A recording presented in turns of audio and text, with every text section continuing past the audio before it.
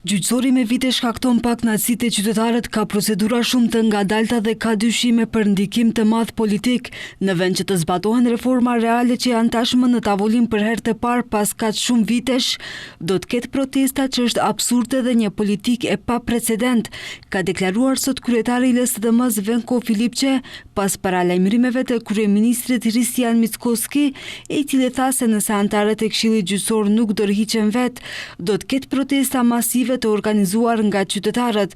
Filipçe shtoi se nëse ka presione të tilla në të gjithë sistemin gjyqësor, besimi i qytetarëve nga 2% do të ulet në 0 në periudhën e ardhshme. Qytetarët meritojnë të shohin reforma reale në gjyqësor dhe jo të përdoret mlefi i tyre që të përvetësojnë pushtetin gjyqësor.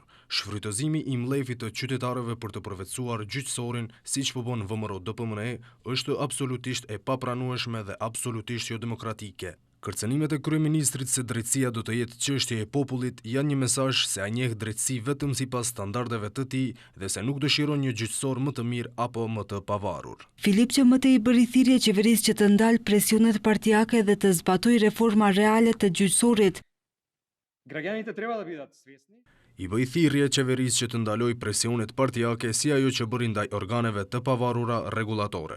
Me ndryshimin e ligjeve ata ndryshuan antarët, siç po bëjnë tani me përfaqësuesit e sindikatës dhe të gjyqësorit në tërësi dhe përfundimisht të nisemi në rrugën e reformave reale. LSDM-ja jep përkrahje të plot për këtë dhe këtë do ta demonstrojmë duke votuar në kuvend për cilin do ligj nga agjenda e reformave. Kujtojmë se më 11 mars kuvendi votoi interpelanca për punën e 5 anëtarëve të Këshillit Gjyqësor të zgjedhur nga kuvendi.